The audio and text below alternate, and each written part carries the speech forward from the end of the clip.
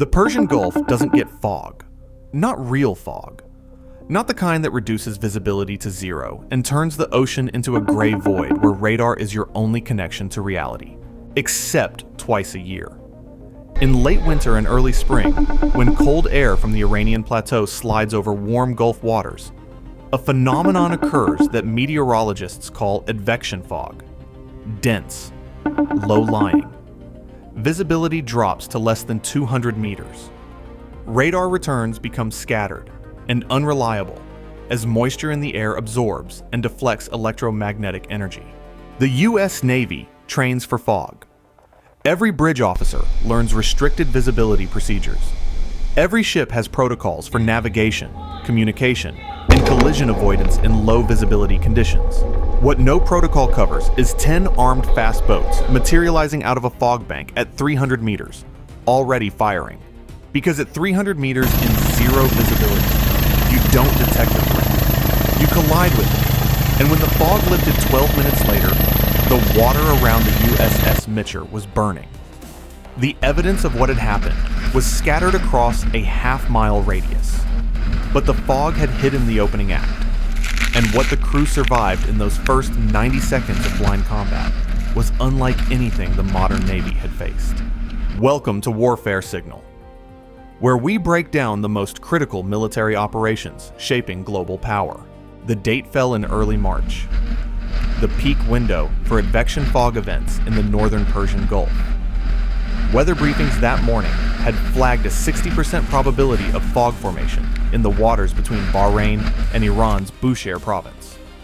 The forecast: patchy fog, possible dense banks, expected to dissipate by 0900 local time. The USS Mitscher, DDG-57, was an Arleigh Burke-class Flight 1 guided missile destroyer. Slightly older than the Flight 2A variants, but carrying the same core combat systems. Aegis, SPY, 1D radar, 5-inch gun, Mark 38 chain gun, Phalanx CIWS, and the full electronic warfare suite. Crew of 323. The Mitscher was conducting a patrol in the central Gulf, approximately 30 nautical miles northeast of Bahrain. The mission was routine maritime security, monitoring shipping traffic, maintaining U.S. naval presence, and collecting intelligence on Iranian naval activity. At 05:47 hours, the fog arrived. Not gradually. It rolled in from the northeast as a solid wall. One moment, the bridge watch could see the horizon. The next, visibility dropped to under 300 meters. The Gulf surface disappeared into a featureless gray. The officer of the deck immediately activated restricted visibility protocols. Navigation radar to maximum sensitivity. Foghorn activated at 2-minute intervals. All bridge lookouts equipped with thermal imaging binoculars. Speed reduced to 10 knots. The ship's AN/SPS 67 surface search radar continued to function, but the fog degraded its effectiveness. Small targets, the kind that would normally appear as crisp returns at 5 nautical miles, now flickered in and out of the clutter. The radar operator increased the gain, which helped detection, but also increased false returns from the moisture-laden air. At 05:53, the radar operator reported intermittent contacts bearing 045. Range: approximately 2 nautical miles. Count: uncertain. The contacts merged and separated in the clutter. Could be 2 vessels. Could be 4. Could be radar ghosts. The officer of the deck logged the contacts. In fog conditions, intermittent returns at 2 miles were common. Could be fishing boats, could be artifacts. Without visual confirmation, classification was impossible. At 05:58, the contacts became more consistent. The operator now counted at least 5 separate returns, still bearing 045. Range: 1.2 nautical miles. Speed: difficult to determine. The contacts appeared to be stationary or moving very slowly. 1.2 nautical miles. In clear conditions, the ship's lookouts would have visual contact at this range. In the fog, they could see nothing. The radar showed contacts, but the contacts weren't behaving like a threat, slow or stationary. no formation pattern, no intercept course. The ship's electronic warfare suite detected no radar emissions, no targeting systems, no military radio traffic. Whatever was out there was electronically silent. At 0602, the Mitscher entered the fog bank's densest region. Visibility dropped below 100 meters. The bridge crew could barely see their own bow. The world contracted to a gray sphere with the ship at its center. At 0604, the forward port lookout, using a thermal imaging monocular, reported a heat signature. Bearing 350. Range, estimated 400 meters. Small, moving. Then another, bearing 010. Closer, maybe 350 meters. Then more. Heat signatures emerging from the fog in multiple directions. The lookout's voice shifted from calm reporting to urgent alarm. Multiple contacts. All around us, small craft, close aboard, multiple bearings. The bridge erupted. The officer of the deck triggered general quarters at 0604. The captain, in his cabin one deck below, was on the bridge in under 30 seconds. In those 30 seconds, the picture became clear. Thermal imaging from multiple lookout positions revealed at least 10 small craft, fast boats, within 400 meters of the Mitscher. They had approached at minimal speed, using the fog and electronic silence to avoid radar detection. They had drifted into position around the destroyer, like wolves circling in the dark. The IRGCN had used the fog as a weapon, not to attack through it, but to stage inside it, to position boats at point-blank range before the ship even knew they were there. At 6:05, the boats accelerated simultaneously, from near stationary to 30 knots in seconds, and they opened fire. Machine gun rounds from multiple directions. The sound was immediate and all-encompassing.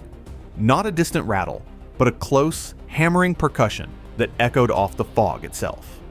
Muzzle flashes appeared as orange bursts in the gray, visible at 200 meters, but without clear target outlines behind them. Rounds struck the Mitscher's hull, port side, starboard side, the forward superstructure, the bridge wing. The sound of steel-on-steel impacts rippled through the ship. The captain's first order: all weapons, engage targets bearing from thermal. This was unprecedented.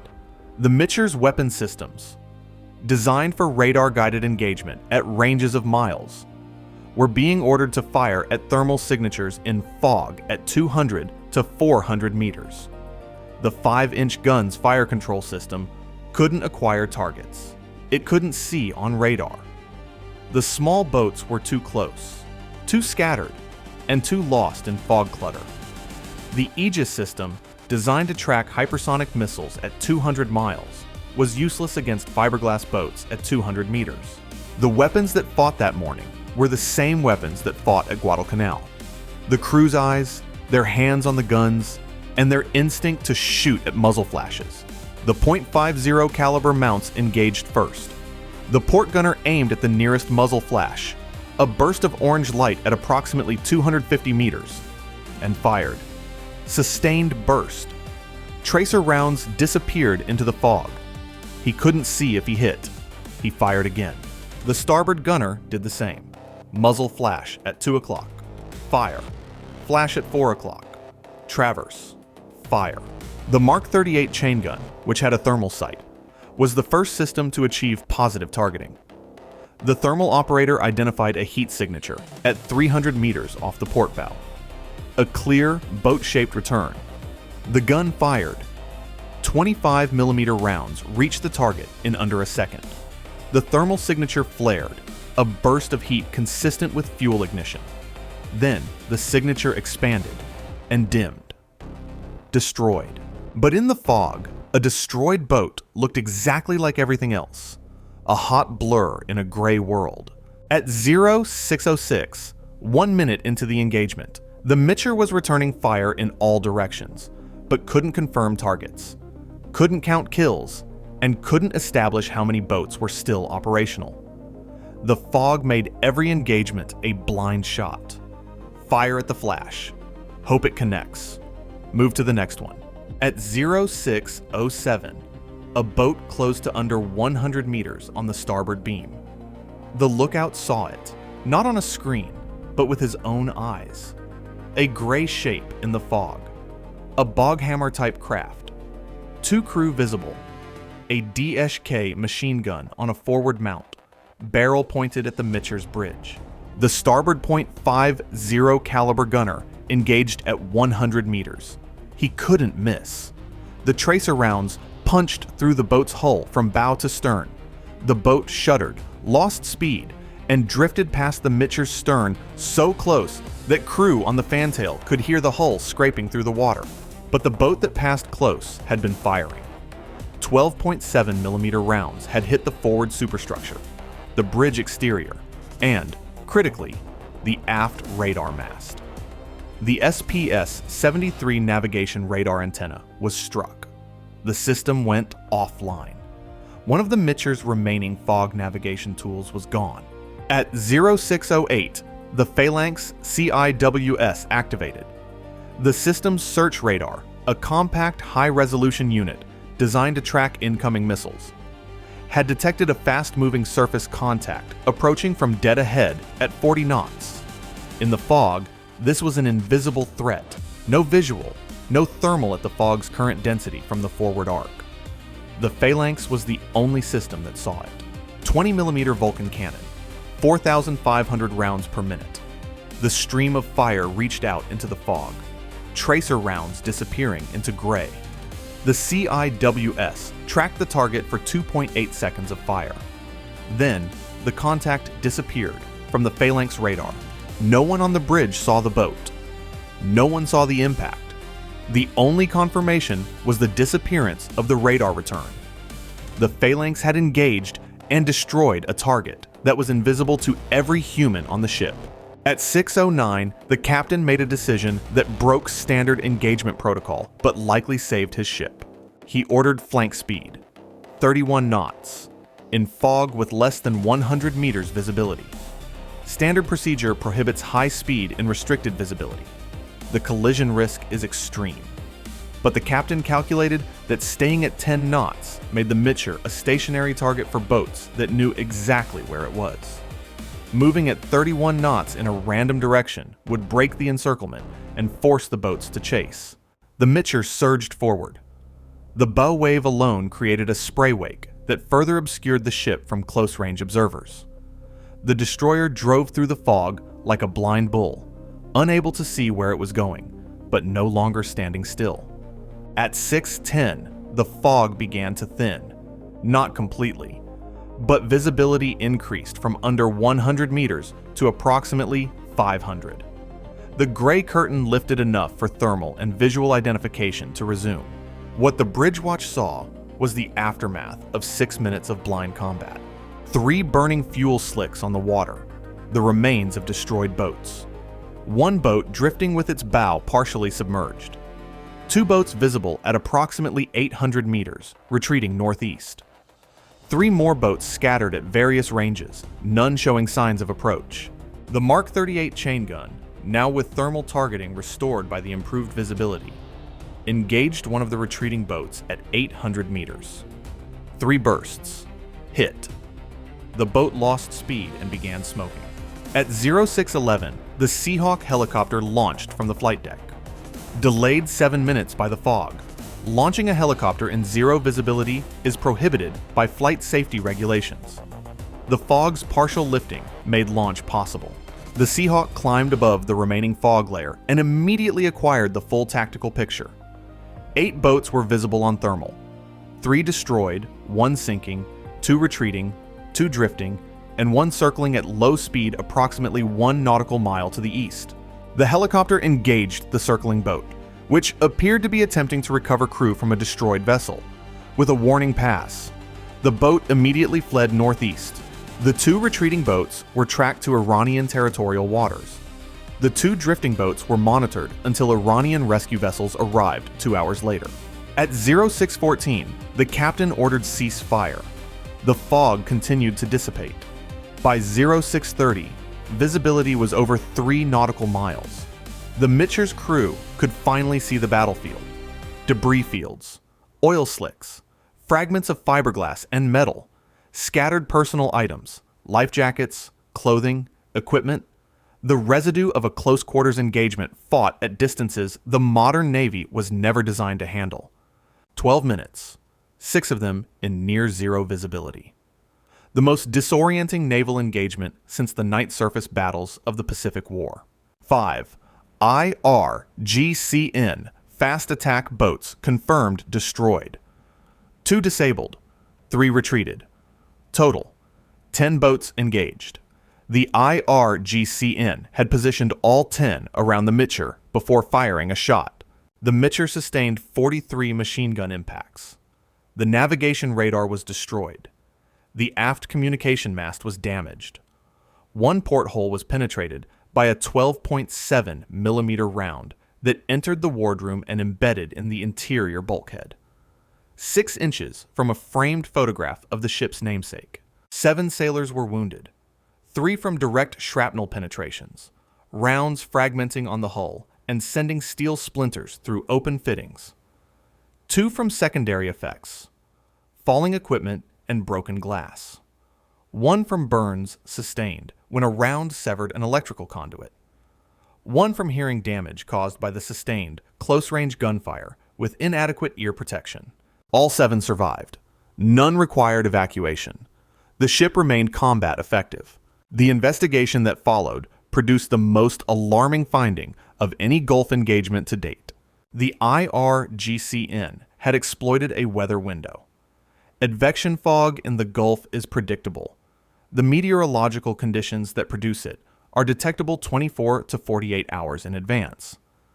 The IRGCN had staged boats at coastal positions during clear weather, then launched them into the fog with instructions to approach the destroyer using dead reckoning navigation, compass, and stopwatch, no radar, no GPS emissions, until they were at point-blank range. The technique was old, ancient even, pre-electronic, the kind of navigation that wooden sailing ships used. And it had worked. 10 boats reached 400 meters from a destroyer without being positively identified. According to intercepted post-engagement analysis from the IRGCN, the operation was classified as a strategic success despite tactical losses. The reasoning, the IRGCN proved it could bypass the U.S. Navy's electronic detection advantage entirely by exploiting an environmental condition that degraded American sensors more than it degraded Iranian seamanship.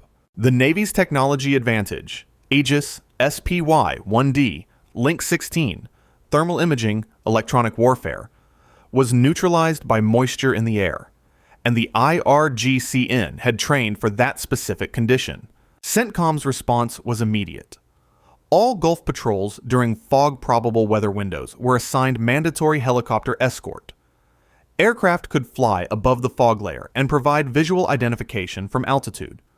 Radar watch procedures were revised to include lower classification thresholds for slow-moving contacts during reduced visibility, and a new standing order was issued. If fog reduces visibility below 500 meters, all weapon systems go to fully manned status. No standby, no waiting. The Mitscher was repaired in Bahrain. The navigation radar was replaced. The hull impacts were patched. The crew received combat action ribbons. And the meteorological officer at 5th Fleet Headquarters added a new data point to the daily weather brief: fog probability by sector. Because the IRGCN had proven that the most advanced Navy in the world can be blinded by weather, and that in the blindness, the advantage goes to whoever is willing to navigate by compass and guts. The fog lifted that morning. The water was burning. But the real damage wasn't to the ship. It was to the assumption that technology always wins. Stay vigilant. Stay informed. I'll see you in the next one.